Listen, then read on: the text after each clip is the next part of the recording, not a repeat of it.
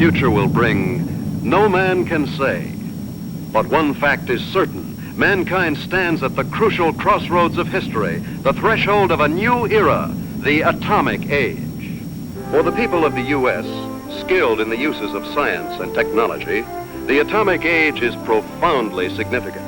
Across a continent enormous in its agricultural potential, Americans have drawn from the earth a rich bounty, have built great cities, have reared towers into the sky, have spun intricate networks of highways across the land. By the application of science, industry has grown increasingly productive, making possible a good way of life.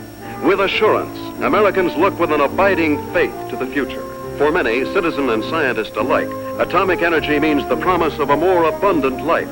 But for many another, the atom is a threat, an evil promise, the paralyzing panic of our time.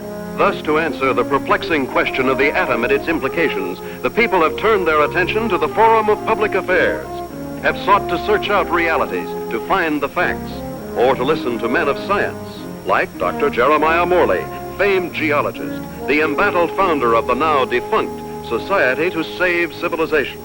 It was Morley who told a Los Angeles audience that a series of atomic explosions, either accidental or deliberate, could set off a chain reaction to annihilate every man, woman, and child on the face of the earth.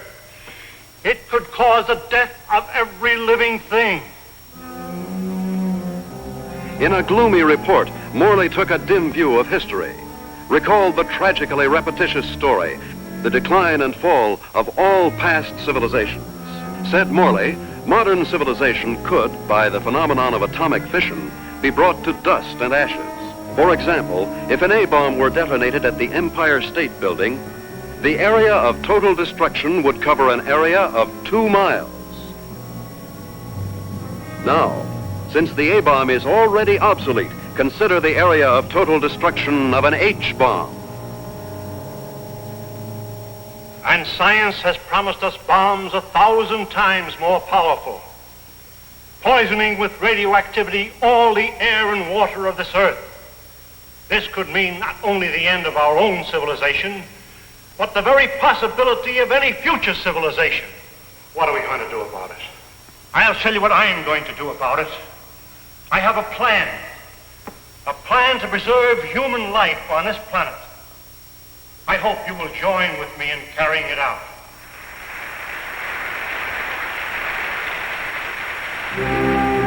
The response to Dr. Morley's appeal was immediate and enthusiastic. The Society to Save Civilization was set up. To its headquarters flocked amateur do-gooders and professional scientists. From them, Morley chose a staff of experts. Dr. Max A. Bauer, eminent geophysicist, ousted by Hitler from the University of Munich in 1933. Dr. James Paxton, metallurgical engineer, twice winner of the McKenna Scientific Award. Joan Lindsay, medical doctor and ardent feminist, who, for her research in biochemistry, was named winner of the annual award by the American Confederation of Women Scientists. Dr. George Coleman, authority on soil conservation.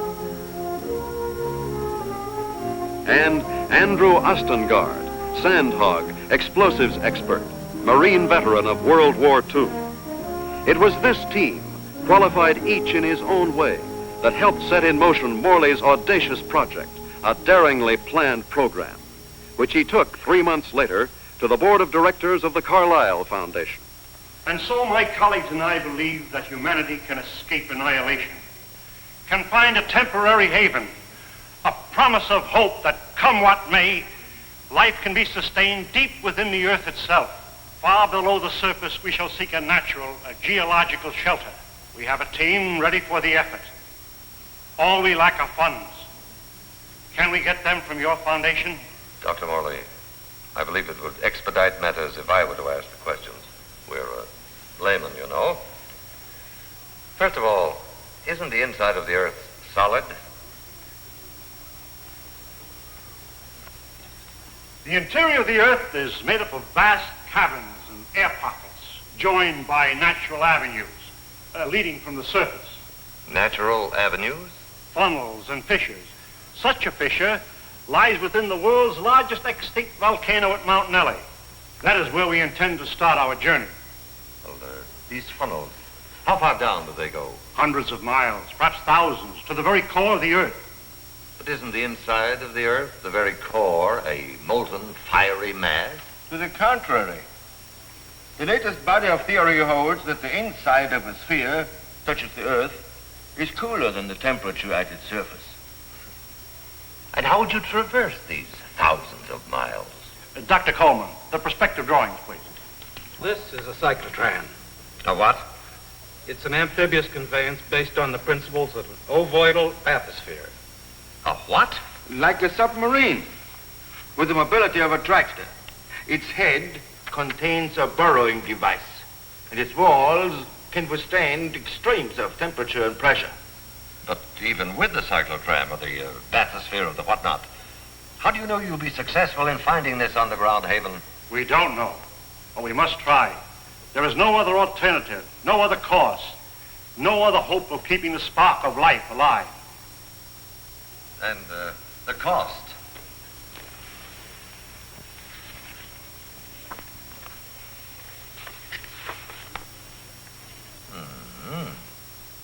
That's a lot of money, Dr. Morley. Well, surely you don't expect... But we do. I know you and your committee mean well. Mean well? Next you'll be calling us starry-eyed idealists. Dr. Lindsay, you're out of order. The whole world is out of order. And I suppose you and your associates can set it right? We couldn't have said it wronger if we tried. The appropriation was denied. To carry on his work, Dr. Morley issued repeated appeals to the members of the organization. It failed. And so, last week, the Society to Save Civilization was itself extinct. And one of its leaders, of Professor Jeremiah Morley and his enthusiastic colleagues. Where were they headed after a year of devotion to a lost but spectacular cause? To newsreel reporters, Dr. Morley had only this to say. We have no plans. We have no hope.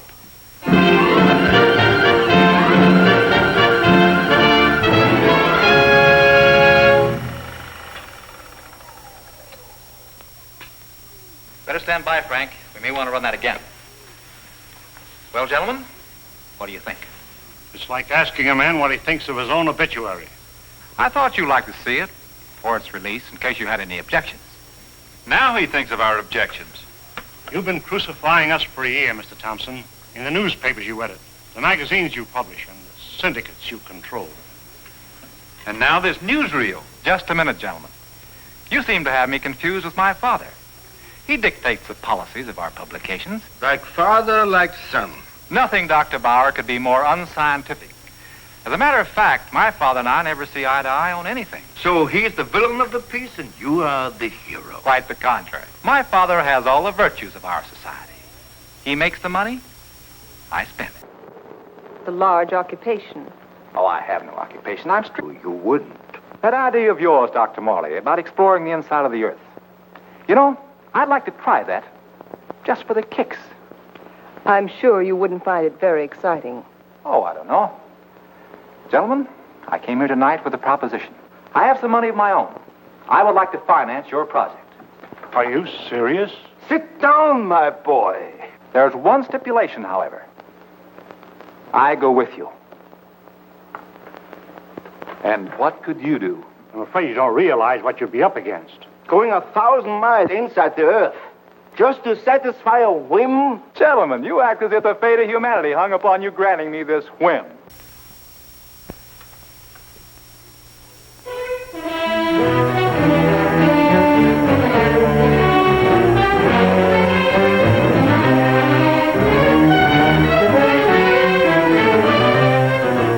Plans for the expedition are being completed ahead of schedule. And Morley is pleased with our progress. The cyclotram nears completion. Adequate nutrition in concentrated form has been perfected. And for an auxiliary water supply, the Sloan H2O condenser will be used. By the study of our laboratory animals in a new environment, we expect to gather important scientific data. At last, the cyclotram is ready to be loaded aboard the SS Aurora.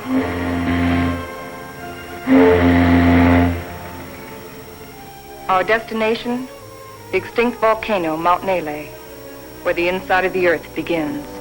This was our base, a lonely, desolate beach at the foot of the extinct volcano.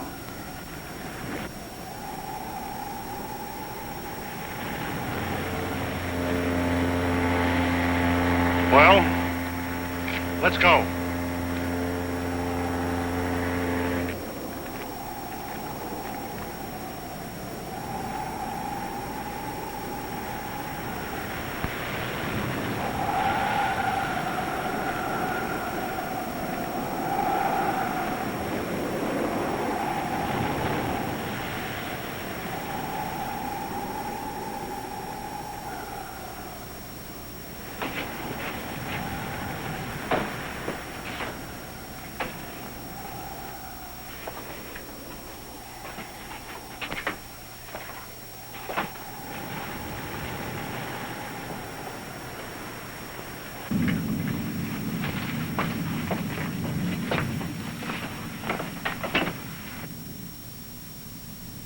What a place to spend our last night on Earth. You sound like we'll all be dead in the morning. It's a possibility if we stay here.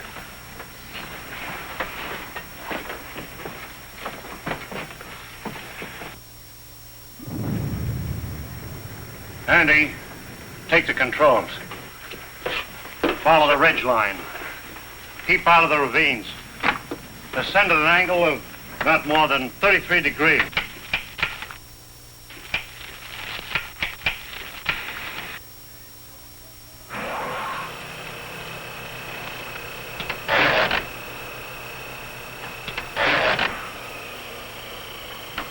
Something's wrong.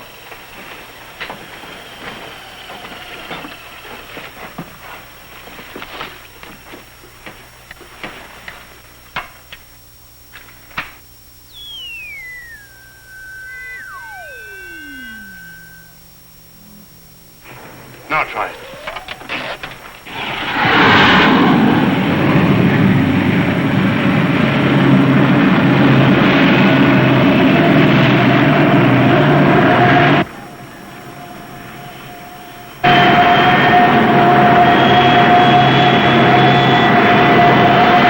Sustain 2,000 RPM. And follow our chart plan, R4. Check.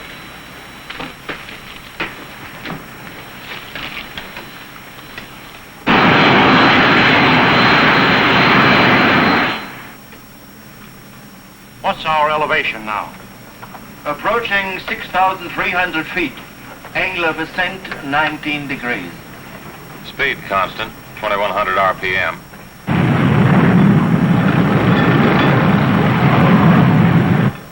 I wonder how long this iron lung is going to hold up. You can still beg out. You can't get rid of me so easily. Give me a reading on the forward rotational unit. We're up to 9,000, climbing at 24 mph. Angle 31 degrees. At that rate, we'll make the summit in 4 hours.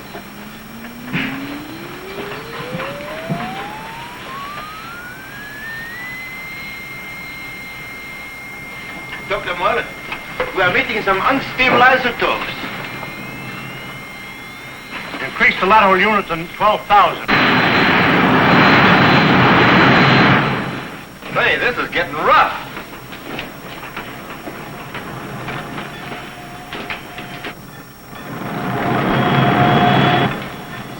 We're approaching position R4. Our computations show an error of less than plus 0.14. Good. We'll reach the summit in 30 minutes.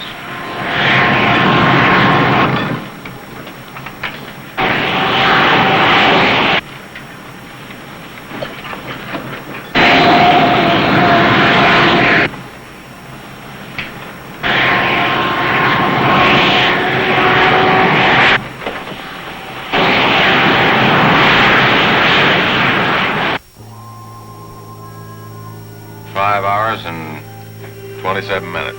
Excellent. 33 minutes ahead of our estimated schedule. We'll make a final check of our position before we enter the crater.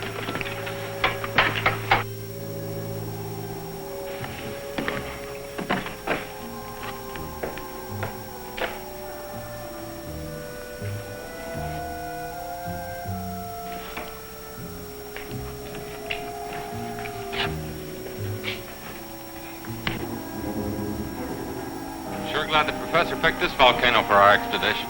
Maybe this one could come to life, too. No, not a chance. No bet on it.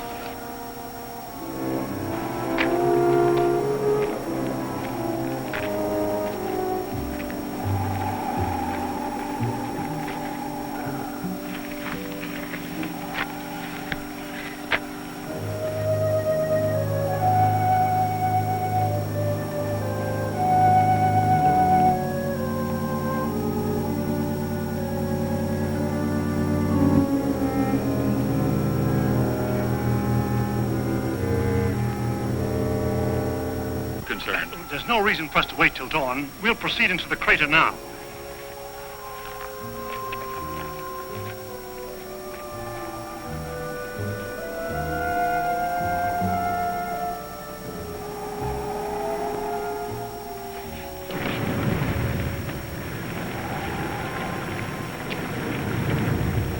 Just one last look at the earth. Yeah. What a way to remember it.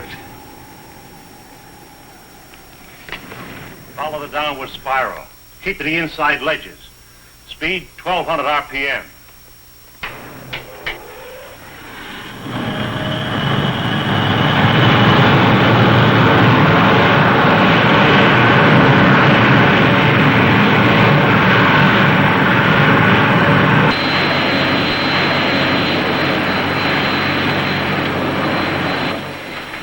Brother, it's really black out there.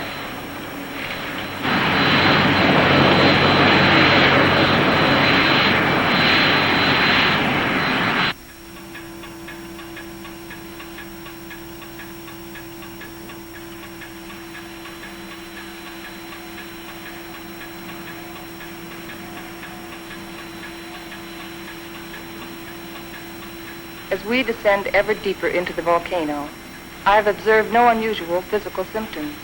Paxton seems withdrawn, irritable, but with such an annoyance as Wright Thompson present, the condition may not be considered abnormal. The descending ledges are getting awfully narrow. We must be at position R18. Yes, we are. Cut the switches.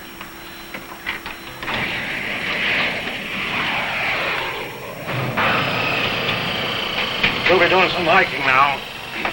Better have some breakfast.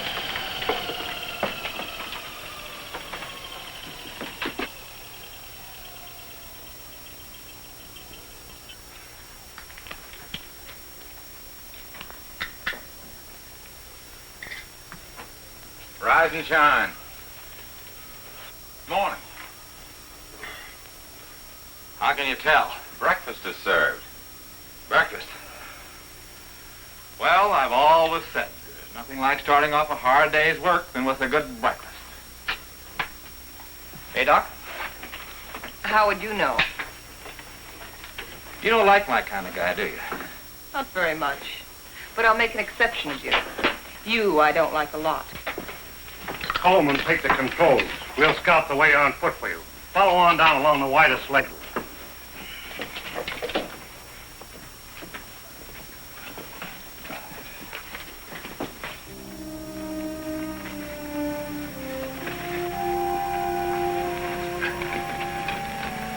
Watch that, it's loose. What's the matter? I don't like it. What did you expect in here? A Garden of Eden? I'm not talking about volcanoes. I mean Wright Thompson. He doesn't belong here. None of us belongs here. We're doing what has to be done. He doesn't feel that responsibility. He's just a useless piece of excess baggage, a selfish thrill seeker. But without him, there'd be no expedition. Pardon me.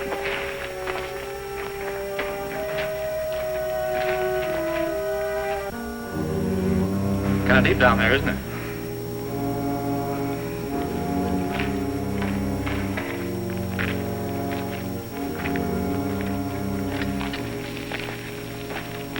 Nice friendly bunch, those scientists.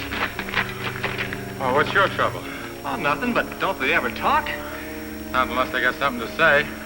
That's the way it is with smart people. Maybe they're not so smart. Maybe they don't know what they're doing down here. Listen, Buster, each one of them has taught us more colleges than you've flunked out. So what are you doing down here among all those brains? I managed to make myself useful. It might be well if you did the same thing. Doing what? This.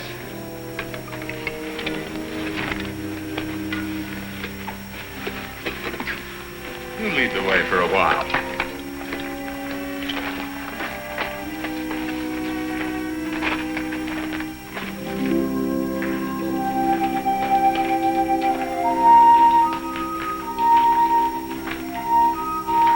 We've hit bottom. Rock bottom. Hello, Coleman. Coleman. Come in. Go ahead. We've reached the end of the channel. Establish our position. Our depth below mean sea level, 2.6 miles.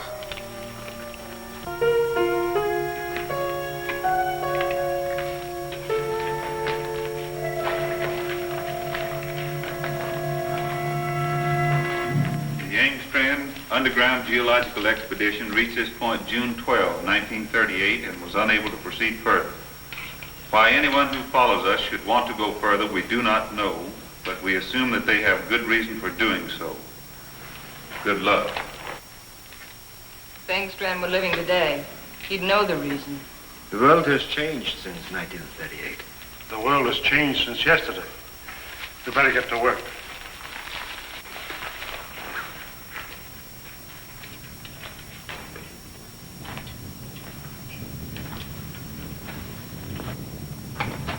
Look!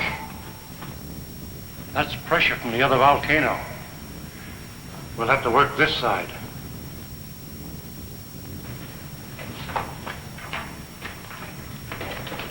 Paxton! Yes, Dr. Morley? Start making density readings on that wall over there. Yes, sir.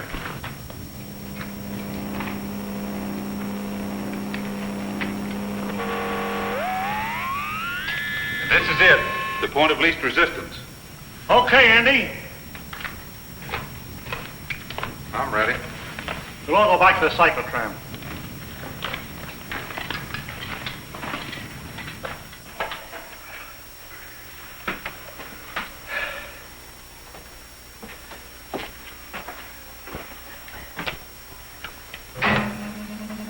Fuses 1 and 2 set.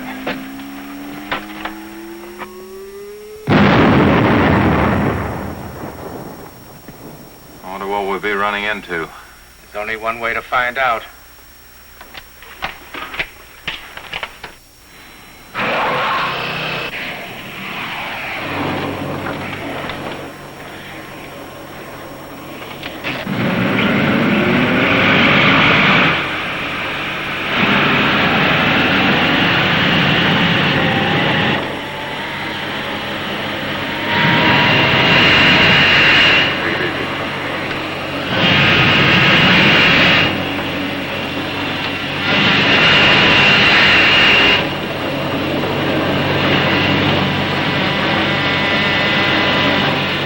Broken through.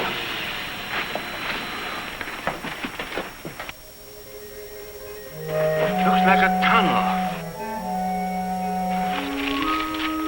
So far, so good.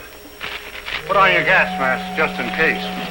Coleman, we'll set the pace. You follow along with the cyclotram.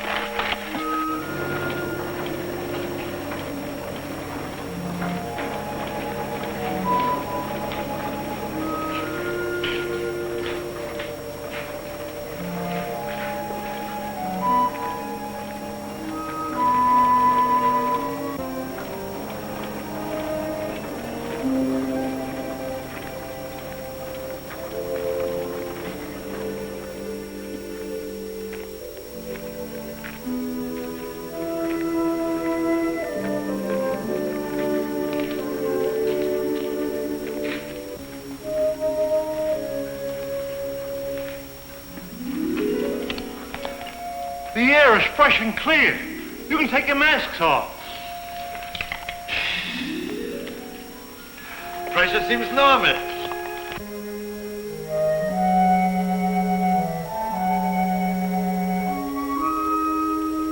I wonder where it leads. That's exactly what we're going to find out. Lead the way, Andy.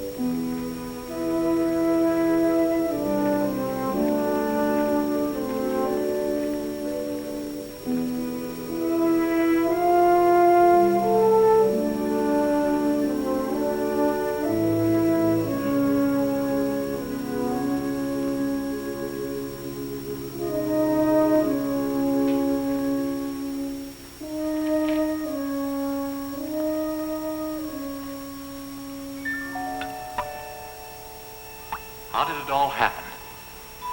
Long time ago, the earth above was covered with water. And when the sea vanished, it left great limestone deposits behind. Was all this limestone? Yes. And then the water gathered in underground streams and carved out the soft limestone. Drop by drop, year by year, the water dissolved the stone.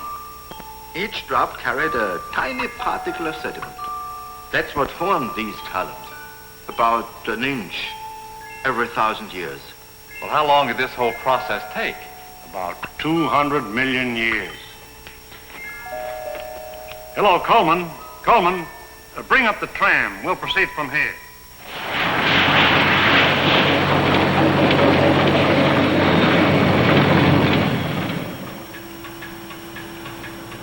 We're down 100 miles. You better pull up. Cut the switches.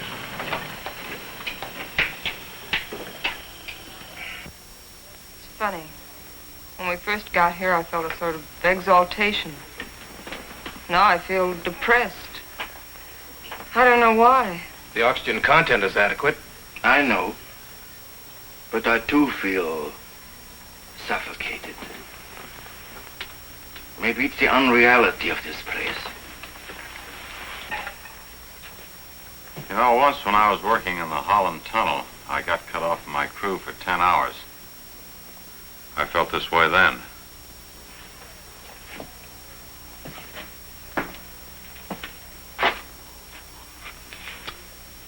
I think I know what it is. It's loneliness. It's a feeling of a person away from people. I felt it on the top of a mountain in Tibet, in the jungles, and on the Arabian desert. It's like the last cord tying you with humanity has been cut. It's more than that. People have dignity only in relation to many other people. Alone, a man is as useless as any rock out there. No, you're both talking nonsense. Nature doesn't influence man. Man influences nature. One man, one strong man, can change nature. Ah, you're wrong, Dr. Paxton. It isn't one man. It's many men working together. Right, teacher? Men together are no more than sheep. One man standing alone leads the way. Then the sheep follow. Please, gentlemen. Well, I'm please. embarrassed for all of you who call yourself scientists.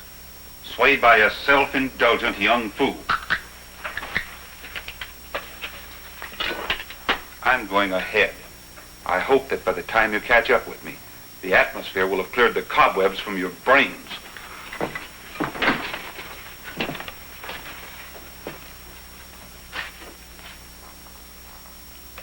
I'd better go with him. It isn't safe for a man to be alone down here. Ah, he's all right. He's the leader type. I'll go with him anyway. There wouldn't be leaders if there weren't sheep like me to be led.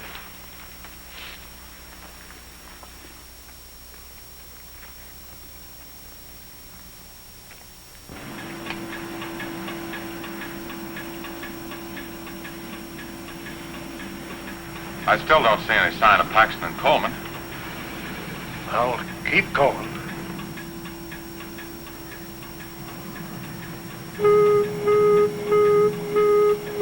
Gas! Gas! Paxton and Coleman. They forgot their gas mask.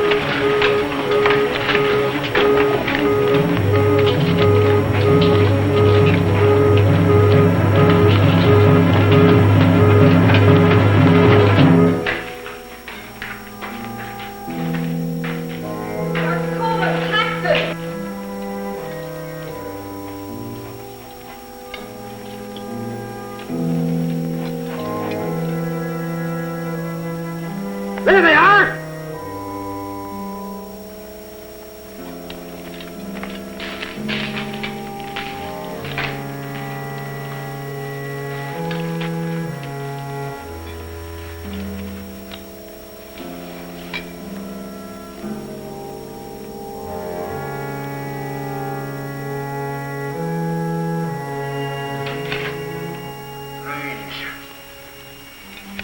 Digging a grave 110 miles under the earth.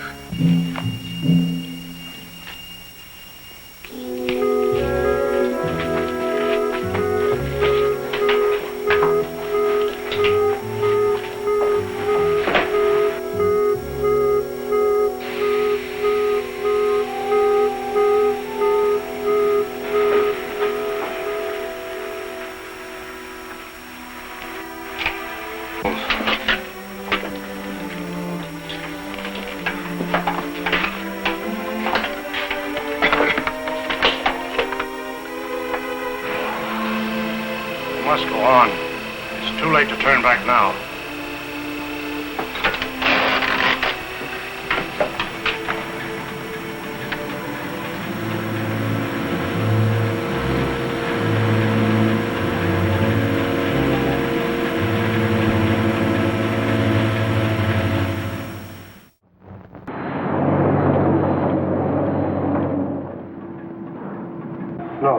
Andy?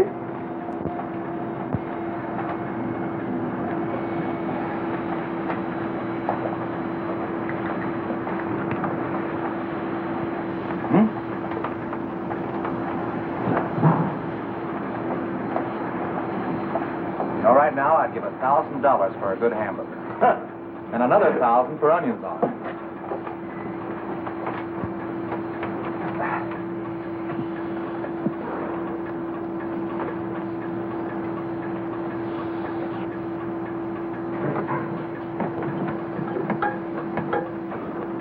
Dr. Morley, our water supply is... Cut the switches.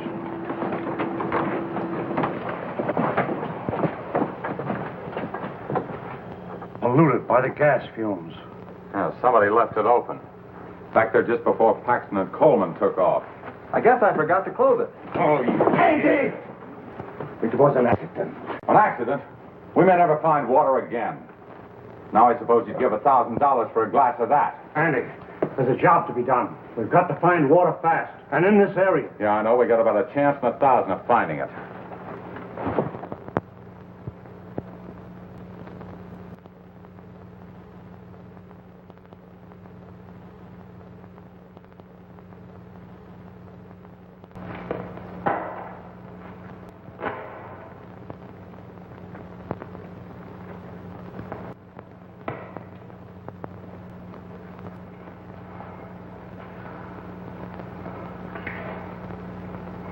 Look, there's Andy.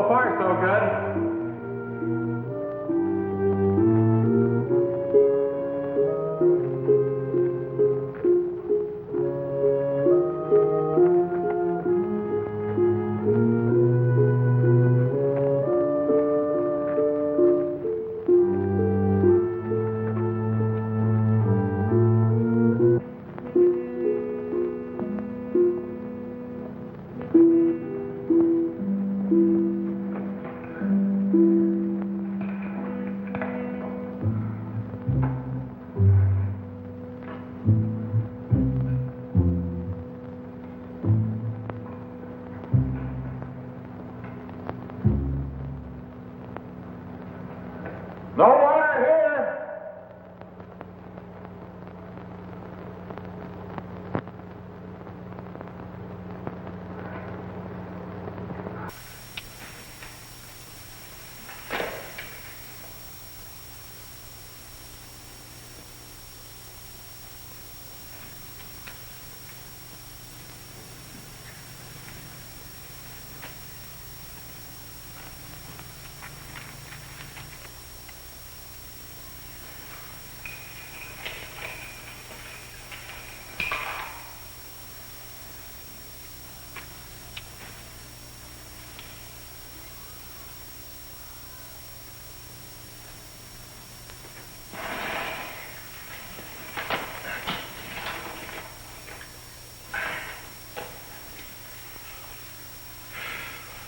Thing like this enough to drive a man stir crazy. It's no use. 240 miles inside the earth. Yeah, and no water.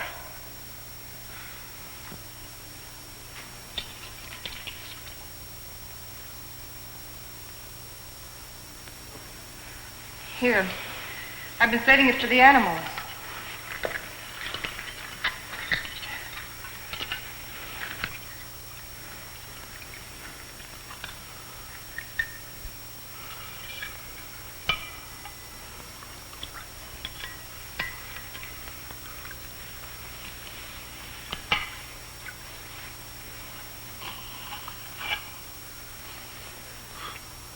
Go ahead. Enjoy yourself. It doesn't cost a cent.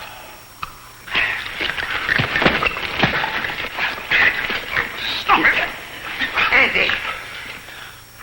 This is ridiculous. We have something larger at stake than your personal petty feuding. Now, you two can come with us or stay here and kill each other. I'm going after the cyclotron. Never mind. I'll go get it.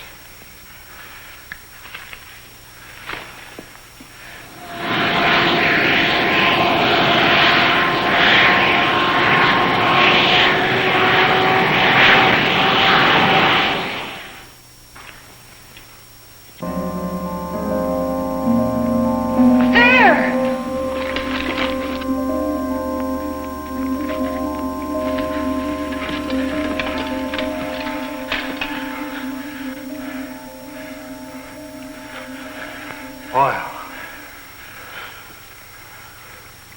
Listen. Sounds like running water. But where is it coming from? It's behind the wall.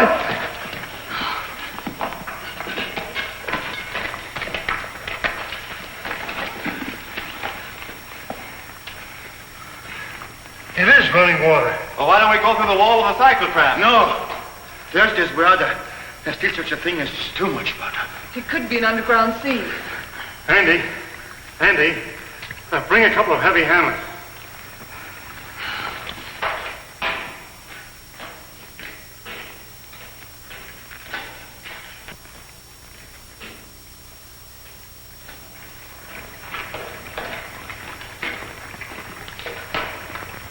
What's up, Professor? We think there's water behind that wall. Try breaking it in. Sure.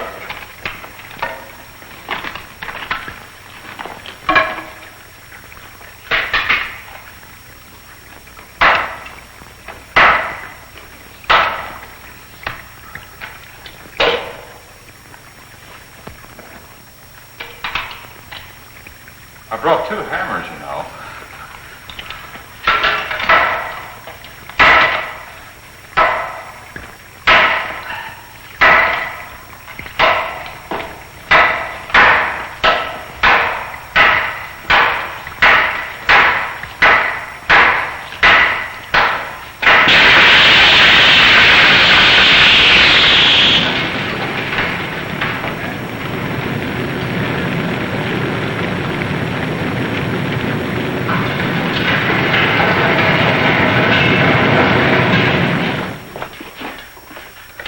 Come in here. Let's take care of that arm.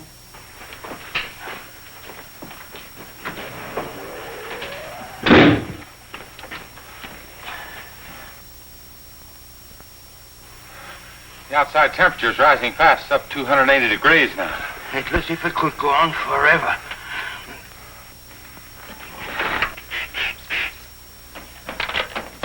Hold it out there.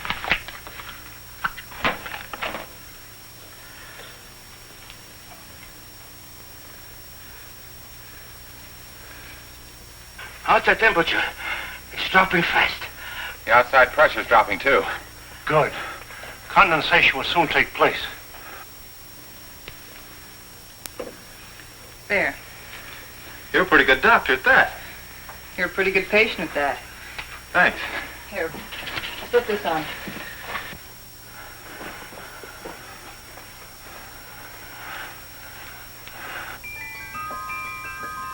There's water. Look. Look at it. There's water.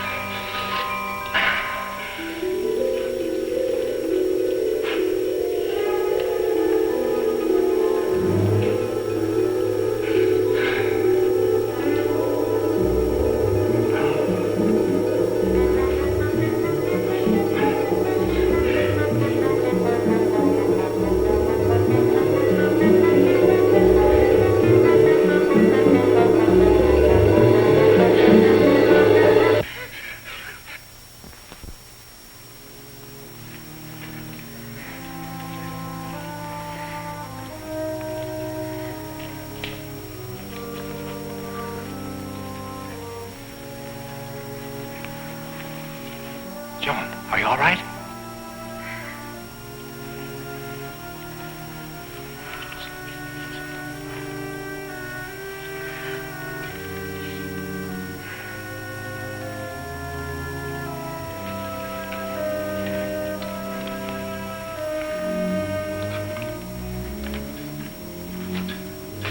Well, what shall we do now? All right, I'll say it. I'll say what's on all of our minds. Don't try to read our minds, Thompson. Just speak for yourself. Then I say, let's go back. And I say go on. But look at Joan. We've gotten nowhere. Deeper and deeper into nowhere. We've failed. Would our failure be any less if we turned back now? Our chances of living would be greater. If we go on, we're dead. As dead as Paxton and Coleman. That's a chance we have to take. The stakes are high, higher than our lives. They involve the life and death of all mankind. That's a great speech, but I won't buy it. All right, let's put it to a vote. Thompson? Go back. Andy? Go on. Bauer?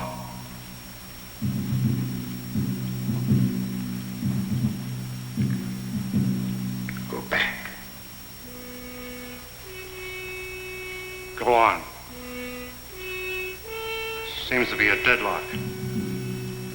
I suppose none of us would like to reconsider?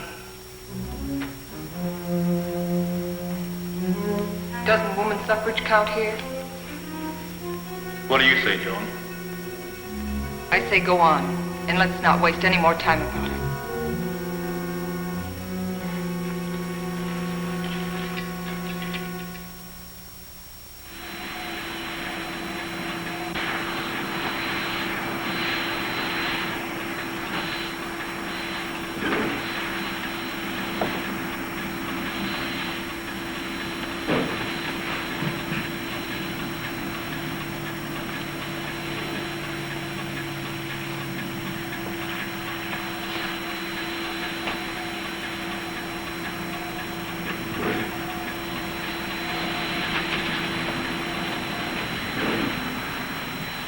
How are those burns coming along? Good as new. How are you, Doc? Oh, I'll get by. Here. What's it for? Does it have to be for something? Does everything have to be functional? It's a good luck ring. Saved my life in Tibet. Here, take it. Why give it to me? Haven't you ever been romanced before? Not 900 miles below sea level. Then it's about time. If there were any flowers around here, I'd pick them for you. There's a highly scientific theory which states that if any man and any woman are cast away anywhere for any length of time, sooner or later they think they were in love. That's what's happened to you. If that theory has any value, it should apply to you. Does it? No. Well, I guess I need a little more time. We'll talk about it later.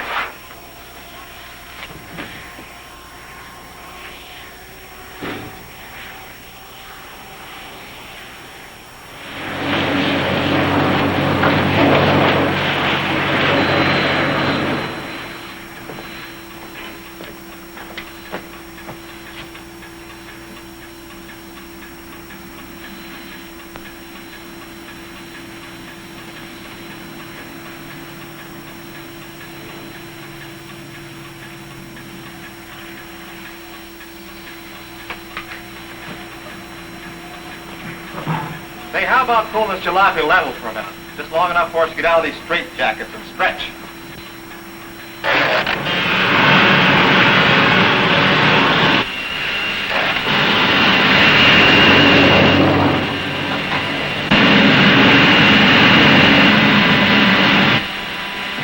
How much longer is it going to be like this?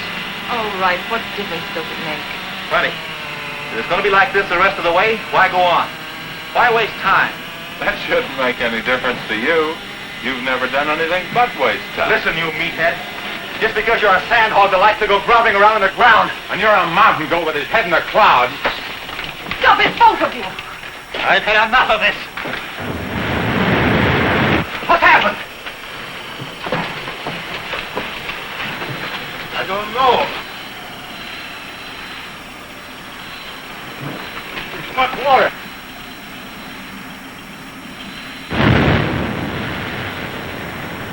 We are out of it.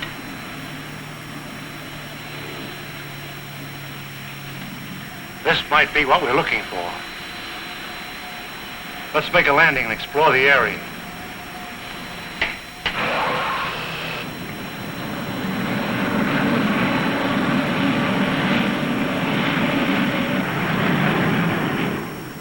It's got a high calcium content, but it's drinkable. Hey! Look what I found.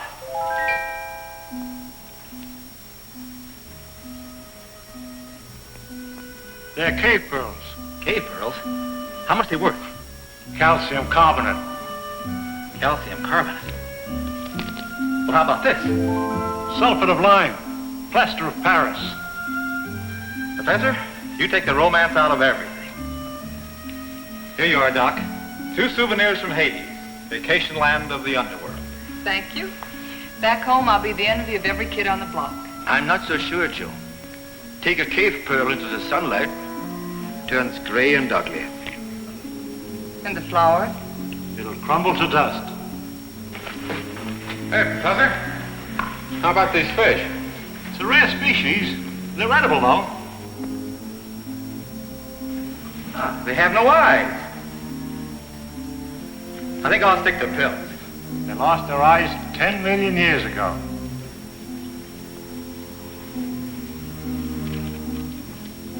What kind of a place is this? Flowers that crumble to dust in your hands. Stones that look like pearls. Fish without eyes. Nature sure a practical joker. I suppose you could have done better? 10 million years, I couldn't have done worse. Morley believes this is the shelter we've been searching for. A valley of shadows, where light can be sustained. A shelter for humanity. And yet our morale is very low. What do we want? A ray or two of sunshine? A change of seasons? Starry nights? In this graveyard, Morley thinks We can build a new life right here. You mean this is what we're looking for? You'll get used to it. Well, who wants to get used to it? Why don't we go on? A little further. But we've come 1,100 miles already. How can you measure what we've been through in miles? I say let's go back or go on. But this is no place. What is your wish? We've come so far, let's go on.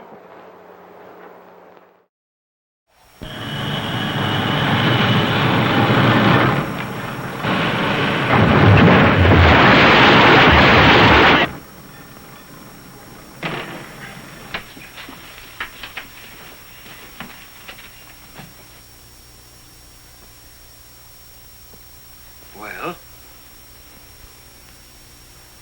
Which way do we go?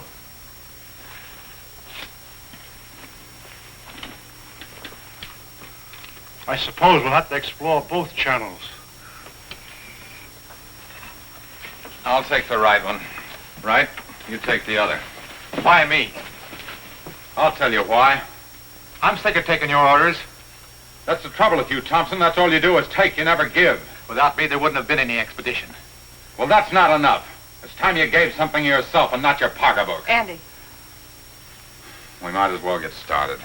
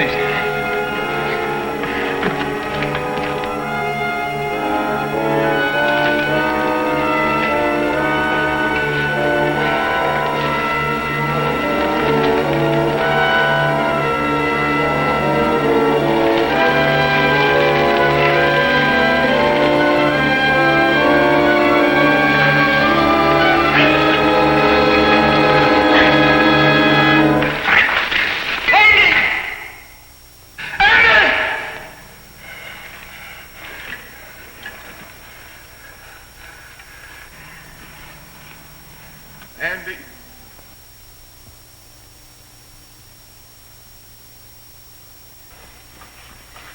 You're supposed to be taking it easy. Try to get some rest.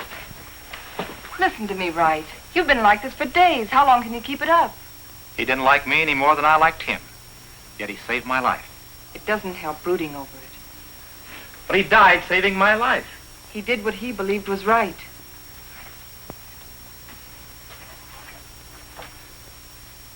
My trouble was, I never believed in anything. You can start now.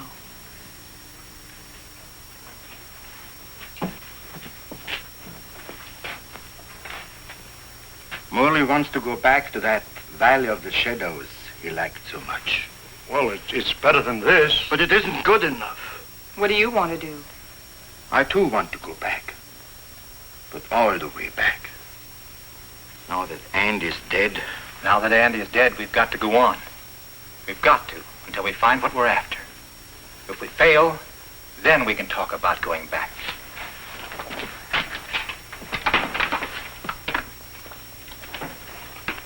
Over there.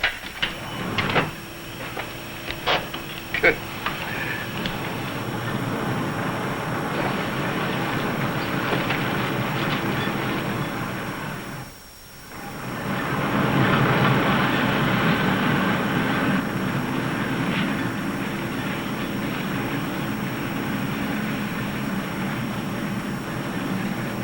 This must be a continuation of the other river. No, I think it's just a seepage from it. Listen. What's that?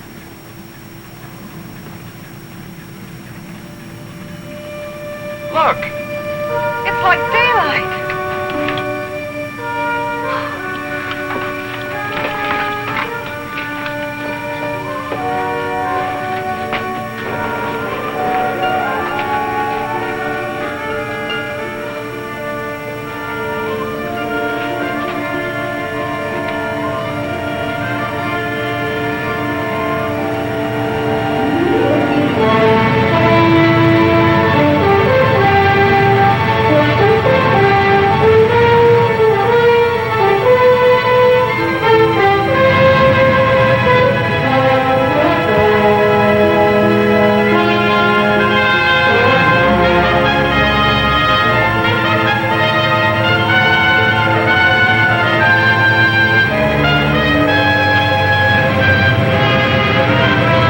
Like a dream after a terrible nightmare. I think we found it.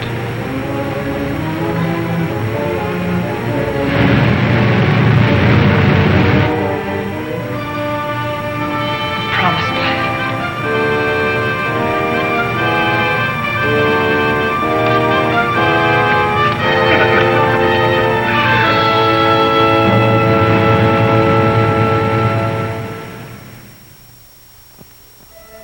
We have discovered a vast and radiant cavern deep within the earth. Along the shores of this incredible cave lies a great underground sea, gathering up the waters of the earth.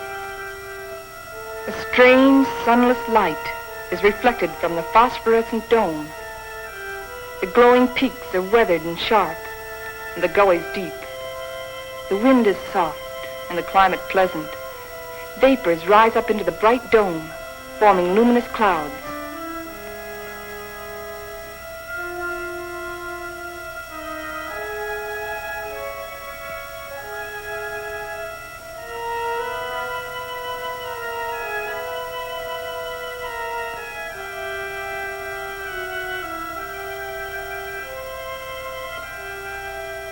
The area is rich in chemical resources. That means power and industry, according to Bauer. And Wright says a real estate boom is on.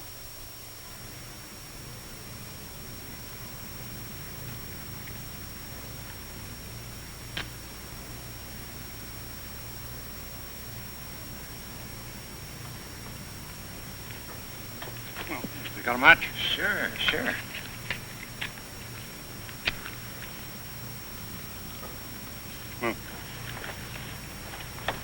How you coming, Professor?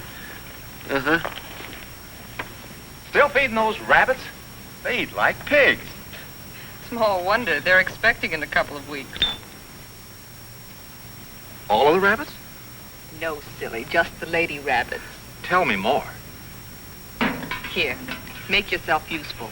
Get some more water. Explorations and surveys of the surrounding area continue. Morley and Thompson have set out toward the southeast to investigate the land and its potentialities.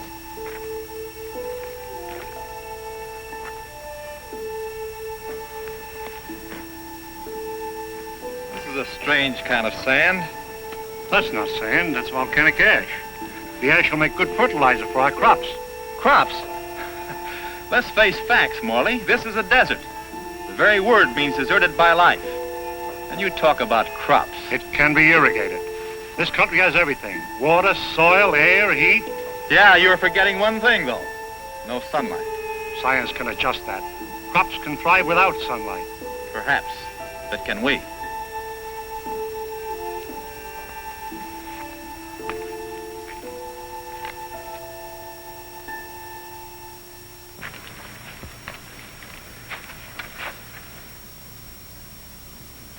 What sort of species is it? It's the fossil remains of a species of lungfish. He breathed by means of both lungs and gills. When he came out of the sea 400 million years ago, he was the ruler of the animal kingdom. With his lungs, he was a pioneer in a new way of life. How did they become extinct? Like some of us on Earth, they seem to hurry the process of extinction. Let's get out of here.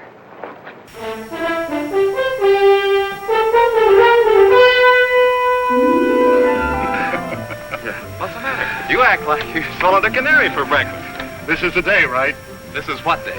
The day we're expecting the first litter of rabbits. Well, who's going to pass the cigars around? You apparently don't realize the importance of it. Oh, I'm sorry. By observing the rabbits, we've already learned that they respond to nature basically as we do, as any mammal does. And from their young born today, we can predict how our own young will respond in the new world. Dr. Morley, Fowler. Come on. You go ahead. I'll get plenty of hot water.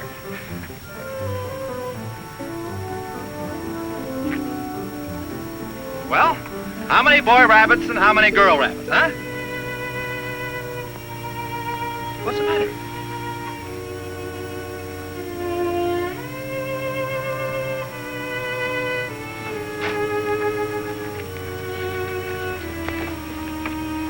Joan, what's the matter? They're dead. They're all born dead.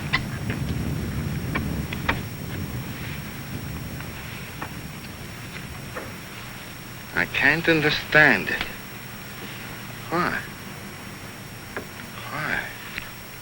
There must be some cause, some biological reason. We've been searching for causes. Our investigations have been checked, tests rechecked.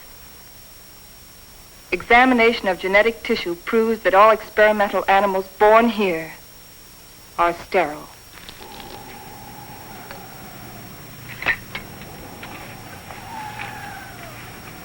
You know what this means? This new world. A haven for the dead. This is the end of the line. Now we know that the human race cannot reproduce itself in this underworld region. It appears our mission is a failure. Then we can't stay here. At least one generation could. And after that, what? The end of humanity. That I won't accept. Neither can you run away from facts.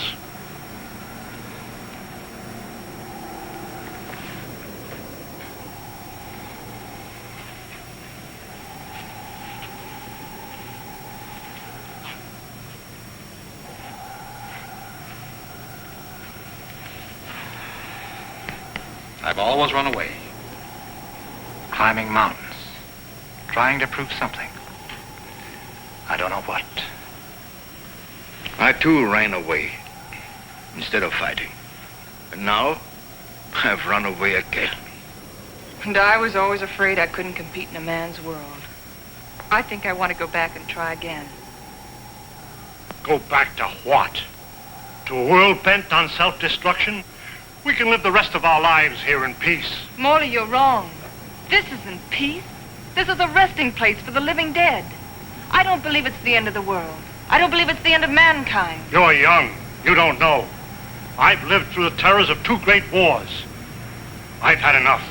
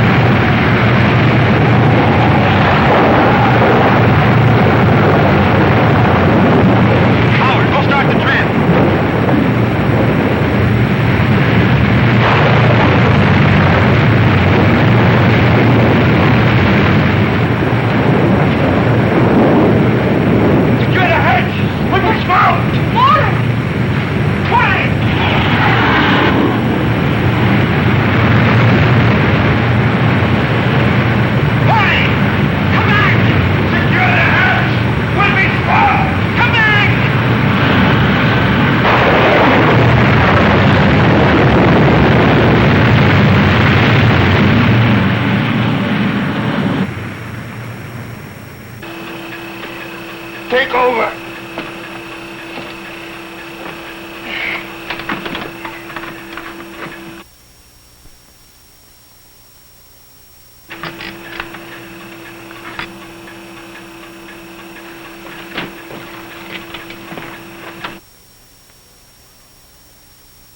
Something's wrong. Something's pulling us down.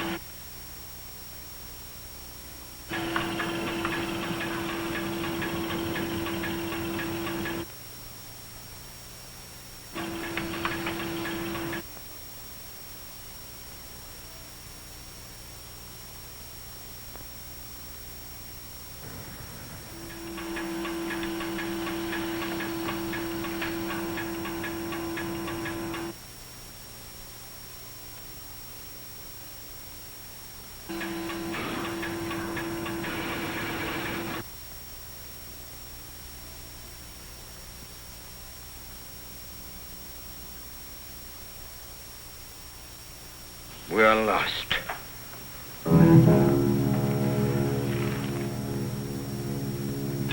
We're in a blind alley. Ever since we started, we've been in a blind alley. We can't bury ourselves in the earth and expect to live. Maybe that's the secret. Morley understood.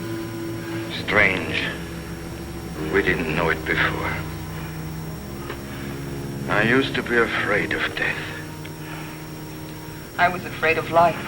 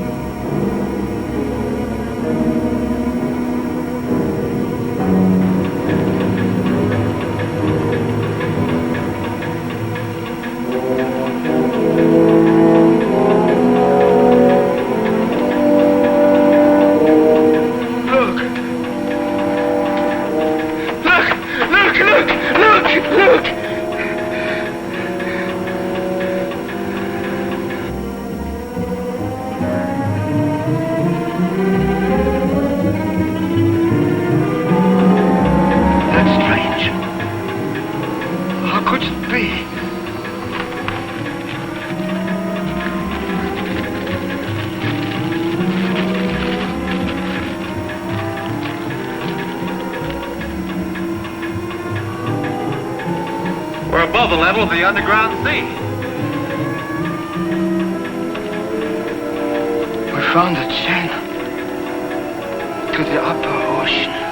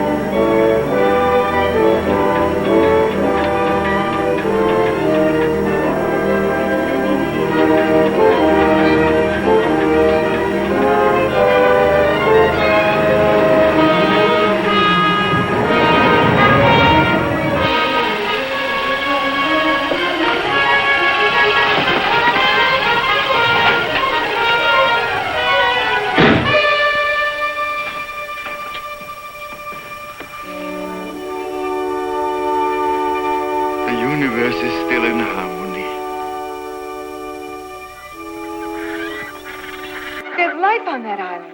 People. I feel like I'll live forever.